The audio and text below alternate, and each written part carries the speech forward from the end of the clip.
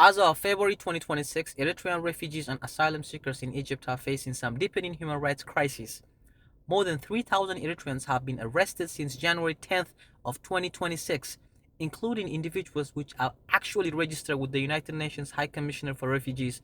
Many detainees are reportedly being held in overcrowded facilities with limited access to legal support, medical care, and humanitarian assistance. Families have been separated. The concerns about arbitrary detentions are growing. There is also serious allegations of abuse and mistreatment in detention.